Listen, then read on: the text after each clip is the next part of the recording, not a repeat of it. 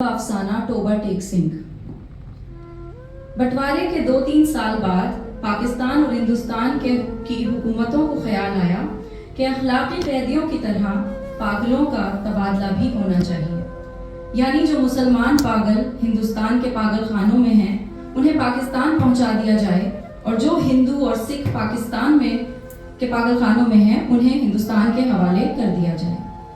معلوم نہیں یہ بات معقول تھی یا غیر معقول، بہرحال دانشمندوں کے فیصلے کے مطابق ادھر ادھر اونچی سطح کی کانفرنسیں ہوئیں اور بالآخر ایک دن پاگلوں کے تبادلے کے لیے مقرر ہو گیا۔ اچھی طرح چھان بین کی گئی، وہ مسلمان پاگل جن کے لواحقین ہندوستان ہی میں تھے وہیں رہنے دیے گئے تھے، جو باقی تھے ان کو سرحد پر روانہ کر دیا گیا۔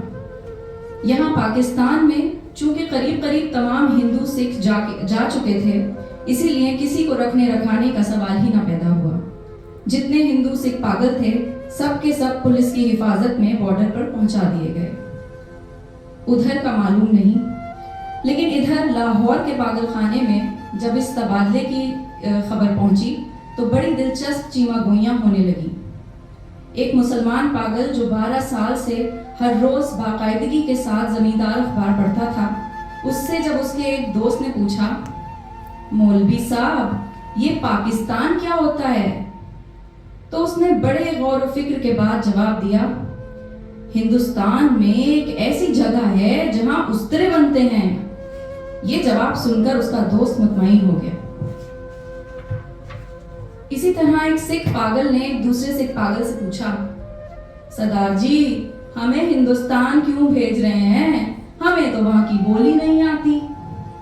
دوسرا مسکرایا، مجھے تو ہندوستانیوں کی بولی آتی ہے، ہندوستانی بڑے شیطانی اکڑ پھرتے ہیں۔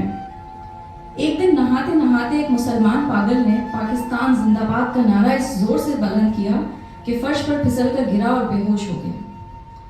بعض پاگل ایسے بھی تھے جو پاگل نہیں تھے، ان میں اکثریت ایسے قاتلوں کی تھی جن کے رشتہ داروں نے افسروں کو دیکھ دلا کر پاگل خانے بھجوا دیا تھا کہ پھانسی کے پھندے سے بچ سکیں۔ یہ کچھ سمجھتے تھے کہ ہندوستان کیوں تقسیم ہوا ہے اور یہ پاکستان کیا ہے، لیکن صحیح واقعات سے وہ بھی بے خبر تھے۔ اخباروں سے کچھ پتہ نہیں چلتا تھا اور پہرے دار سپاہی ان پڑھ اور جاہل تھے، ان کی گفتگوؤں سے بھی وہ کوئی نتیجہ برآمد نہیں کر سکتے تھے۔ ان کو صرف اتنا معلوم تھا کہ ایک آدمی محمد علی جناح ہے جس کو قائد اعظم کہتے ہیں، اس نے مسلمانوں کے لیے ایک علیحدہ ملک بنایا ہے جس کا نام پاکستان ہے۔ یہ کہاں ہے، اس کا محل وقوع کیا ہے، اس کے تعلق سے وہ کچھ نہیں جانتے تھے۔ یہی وجہ ہے کہ پاگل خانے میں وہ سب پاگل جن کا دماغ پوری طرح معاف نہیں ہوا تھا اس مخمصے میں گرفتار تھے کہ وہ پاکستان میں ہیں یا ہندوستان میں۔ اگر ہندوستان میں ہیں تو پاکستان کہاں ہے؟ اگر وہ پاکستان میں ہیں تو یہ کیسے ہو سکتا ہے کہ وہ کچھ عرصے پہلے یہیں رہتے ہوئے بھی ہندوستان میں تھے؟ ایک پاگل تو پاکستان اور ہندوستان اور پاکستان کے چکر میں کچھ ایسا گرفتار ہوا کہ اور زیادہ پاگل ہو گیا۔ جھاڑو دیتے ایک دن درخت پر چڑھ گیا اور ٹہنی پر بیٹھ کر 2 گھنٹے مسلسل تقریر کرتا رہا جو پاکستان اور ہندوستان کے نازک مسئلے پر تھی۔ سپاہیوں نے اسے نیچے اترنے کو کہا تو وہ اور اوپر چڑھ گیا۔ ڈرایا دھمکایا گیا تو اس نے کہا، میں ہندوستان میں رہنا چاہتا ہوں نہ پاکستان میں اس درخت پر ہی رہوں گا۔ بڑی مشکلوں کے بعد جب اس کا دورہ سر پڑا تو وہ نیچے اترا اور اپنے ہندو سکھ دوستوں سے گلے مل کر رونے لگا۔ اس خیال سے اس کا دل بھر آیا تھا کہ وہ اسے چھوڑ کر ہندوستان چلے جائیں گے۔ ایک MSc پاس ریڈیو انجینئر میں جو مسلمان تھا اور دوسرے پاگلوں سے بالکل الگ تھلگ باغ کی ایک خاص روش پر سارا دن خاموش ٹہلتا رہتا تھا، یہ تبدیلی نمودار ہوئی کہ اس نے تمام کپڑے اتار کر دفعدار کے حوالے کر دیے اور ننگ دھڑنگ سارے باغ میں چلنا پھرنا شروع کر دیا۔ چنیوٹ کے ایک موٹے مسلمان پاگل نے جو مسلم لیگ کا سرگرم کارکن رہ چکا تھا اور دن میں 15-16 مرتبہ نہایا کرتا تھا، یکلخت یہ عادت ترک کر دی۔ اس کا نام محمد علی تھا۔ چنانچہ اس نے ایک دن اپنے جنگلے میں اعلان کر دیا کہ وہ قائد اعظم محمد علی جناح ہے۔ اس کی دیکھا دیکھی ایک سکھ پاگل ماسٹر تارا سنگھ بن گیا۔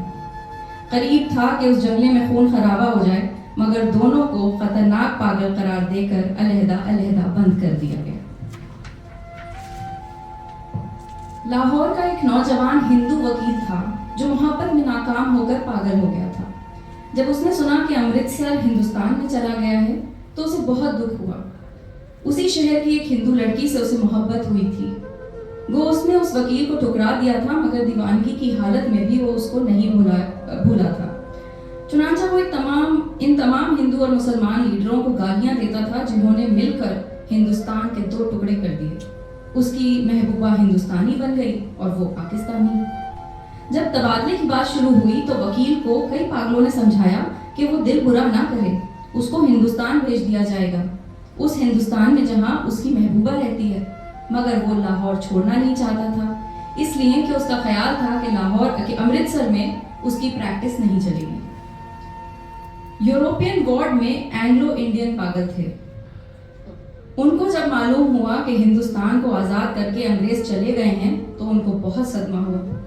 वो छुप छुप कर घंटों आपस में इस अहम मसले पर गुफ्तगू करते रहते कि पागल खाने में अब उनकी हैसियत किस किस्म की होगी, यूरोपियन वार्ड रखा जाएगा या उड़ा दिया जाएगा, ब्रेकफास्ट मिला करेगा या नहीं, क्या उन्हें डबल रोटी के बजाय ब्लडी इंडियन चपाती तो जहरमार नहीं करना पड़ेगी।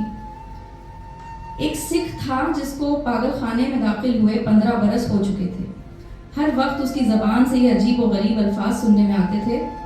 उप्पड़ दी गुड़ गुड़ दी निक्स दी बेध्याना दी मूंग दी दाल of दी लालटेन। दिन को सोता था न रात को।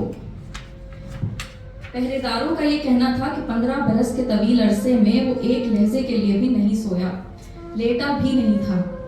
अलबत्ता कभी कभी किसी दीवार के साथ टेक लगा लेता था। हर वक्त खड़ा रहने से उसके पांव सूज गए थे, पिंडलियां भी फूल गई थी, मगर इस जिस्मानी तकलीफ के बावजूद लेटकर आराम नहीं करता था। हिंदुस्तान, पाकिस्तान और पागलों के तबादले के मुतालिक जब कभी पागल खाने में गुफ्तगू होती थी वो गौर से सुनता था।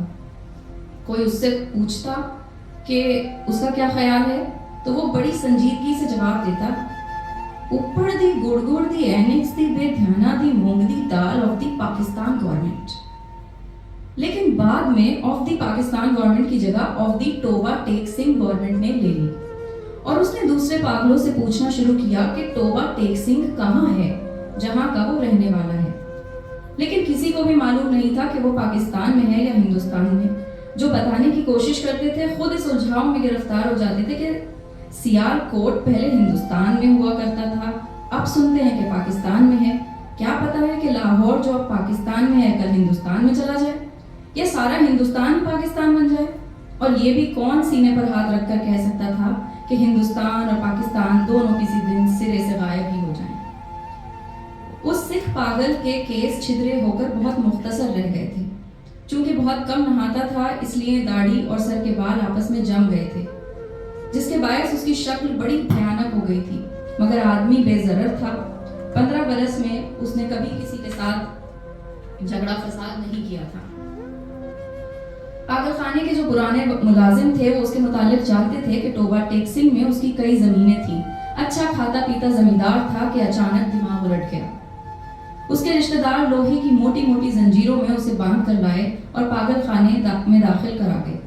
महीने में एक बार मुलाकात के लिए ये लोग आते थे और उसकी खैर खैरियत दरियाफ्त करके चले जाते थे। एक मुद्दत तक ये सिलसिला जारी रहा, पर जब पाकिस्तान हिंदुस्तान की गड़बड़ शुरू हुई तो उनका आना बंद हो गया।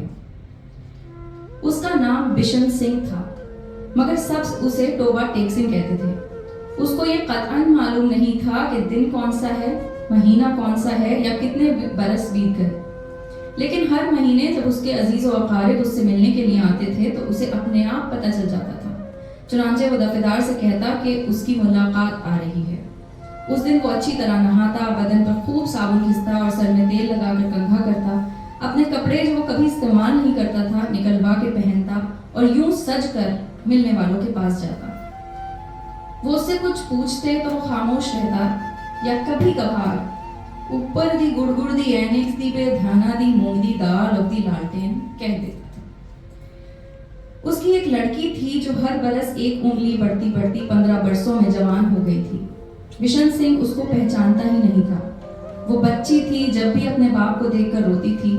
जवान हुई तब भी उसकी आंखों से आंसू बहते थे। पाकिस्तान और हिंदुस्तान का किस्सा शुरू हुआ तो उसने दूसरे पागलों से पूछना शुरू किया कि टोबा टेक सिंह कहाँ है। जब इत्मीनान बख्श जवाब न मिला तो उसकी कुरेद दिन ब दिन बढ़ती गई। अब मुलाकात भी नहीं आती थी। पहले तो उसे अपने आप पता चल जाता था कि मिलने वाले आ रहे हैं, पर अब जैसे उसके दिल की आवाज़ भी बंद हो गई थी जो उसे उनकी आमद की खबर दिया करती थी। उसकी बड़ी ख्वाहिश थी कि वो लोग आएं जो उससे हमदर्दी का इजहार करते थे और उसके लिए फल, मिठाइयाँ और कपड़े लाते थे। वो अगर उनसे पूछता कि टोबा टेक सिंह कहाँ है तो वो उसे यकीनन बता देते कि पाकिस्तान में है या हिंदुस्तान में, क्योंकि उसका ख्याल था कि वो टोबा टेक सिंह से ही आते हैं जहाँ उसकी ज़मीनें हैं। पागल खाने में एक पागल ऐसा भी था जो खुद को खुदा कहता था। उससे जब एक रोज बिशन सिंह ने पूछा कि टोबा टेक सिंह पाकिस्तान में है या हिंदुस्तान में, तो उसने हस्बे आदत कहकहा लगाया और कहा, वो पाकिस्तान में है ना हिंदुस्तान में, इसलिए कि हमने अभी हुक्म नहीं दिया। बिशन सिंह ने उस खुदा से कई मर्तबा मिन्नत समाजत से कहा कि वो हुक्म दे दे ताकि झंझट खत्म हो, मगर वो बहुत मसरूफ था, इसलिए कि उसे और बेशुमार हुक्म देने थे। एक दिन तंग आकर वो उस पर बरस पड़ा। ऊपर दी गुड़ दी एनिक दी बेध्याना दी मूंग दी दाल और वाहे गुरु जी दा खालसा एंड वाहे गुरु जी की फतह, जो बोले सो निहाल, सत श्री अकाल। इसका शायद ये मतलब था कि तुम मुसलमान के खुदा हो, सिखों के खुदा होते तो जरूर मेरी सुनते। तबादले से कुछ दिन पहले टोबा टेक सिंह से एक मुसलमान जो उसका दोस्त था मुलाकात के लिए आया। पहले वो कभी नहीं आया था। जब बिशन सिंह ने उसे देखा तो वो एक तरफ हट गया और वापस जाने लगा, मगर सिपाहियों ने उसे रोका। ये तुमसे मिलने आया है, तुम्हारा दोस्त फजलदीन है। बिशन सिंह ने फजलदीन को एक नजर देखा और कुछ बड़बड़ाने लगा। फजलदीन ने आगे बढ़कर उसके कंधे पर हाथ रखा। मैं बहुत दिन से सोच रहा था कि तुमसे मिलूं, लेकिन फुर्सत ही ना मिली। तुम्हारे सब आदमी खैरियत से हिंदुस्तान चले गए।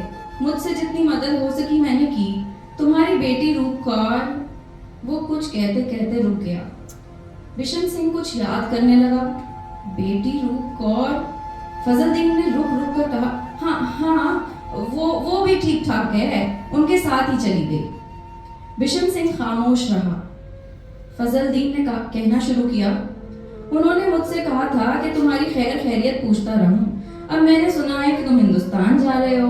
भाई बलबीर सिंह और भाई दावा सिंह से मेरा सलाम कहना, और बहन अमृत कौर से भी। भाई बलबीर से कहना फजलदीन राजी खुशी है।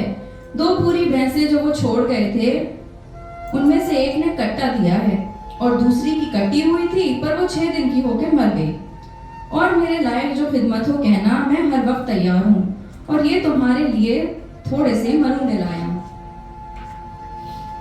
बिशन सिंह ने मरुंडों की पोटली लेकर पास खड़े सिपाही के हवाले कर दी और फजलदीन से पूछा, टोबा टेक सिंह कहाँ है?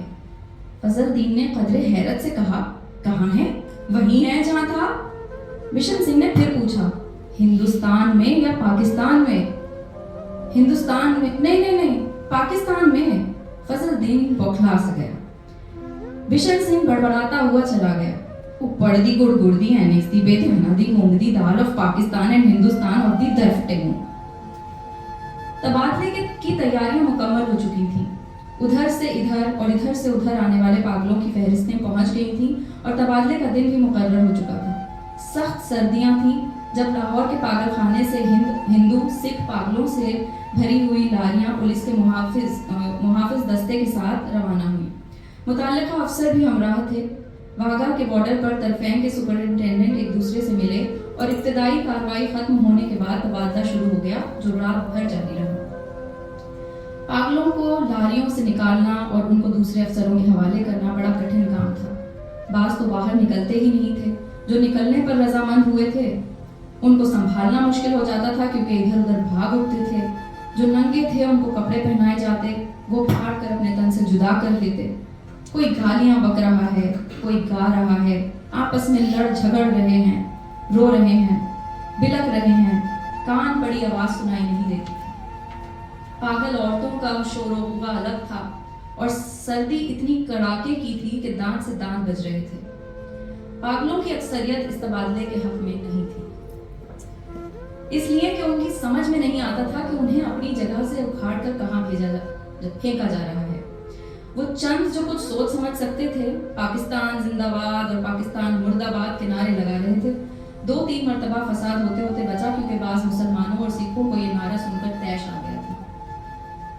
جب بشن سنگھ کی باری آئی تو وہگا کے اس پار متعلقہ افسر اس کا نام رجسٹر میں درج کرنے لگا تو اس نے پوچھا، توبہ ٹیک سنگھ کہاں ہے، پاکستان میں یا ہندوستان میں؟ متعلقہ افسر ہنسا، پاکستان میں۔ یہ سن کر بشن سنگھ اچھل کر ایک طرف ہٹا اور دوڑ کر اپنے باقی ماندہ ساتھیوں کے پاس پہنچ گیا۔ پاکستانی سپاہیوں نے اسے پکڑا اور دوسری طرف لے جانے لگے، مگر اس نے چلنے سے انکار کر دیا۔ توبہ ٹیک سنگھ یہاں ہے، اور زور زور سے چلانے لگا، اوپر دی گڑ گڑ دی اینک دی وے دھیان دی مونگ دی دال آف توبہ ٹیک سنگھ اینڈ پاکستان۔ اسے بہت سمجھایا گیا کہ دیکھو اب توبہ ٹیک سنگھ ہندوستان میں چلا گیا ہے، اگر نہیں گیا تو اسے فوراً وہاں بھیج دیا جائے گا، مگر وہ نہ مانا۔ جب اس کو زبردستی دوسری طرف لے جانے کی کوشش کی گئی تو وہ درمیان میں ایک ایسی جگہ اس انداز میں اپنی سوجی ہوئی ٹانگوں پر کھڑا ہو گیا جیسے اب اسے کوئی طاقت وہاں سے نہیں ہلا سکتی۔ آدمی چونکہ بے ضرر تھا اس لیے اس سے مزید زبردستی نہ کی گئی، اس کو وہیں کھڑا رہنے دیا گیا اور تبادلے کا باقی کام ہوتا رہا۔ سورج نکلنے سے پہلے ساکت و صامت بشن سنگھ کے حلق سے ایک فلک شگاف چیخ نکلی۔ ادھر ادھر سے کئی افسر دوڑے آئے اور دیکھا کہ وہ آدمی جو 15 برس تک دن رات اپنی ٹانگوں پر کھڑا رہتا تھا، اوندھے منہ لیٹا ہے۔ ادھر خاردار تاروں کے پیچھے ہندوستان تھا، ادھر ویسے ہی تاروں کے پیچھے پاکستان۔ درمیان میں زمین کے اس ٹکڑے پر جس کا کوئی نام نہیں تھا، توبہ ٹیک سنگھ پڑا۔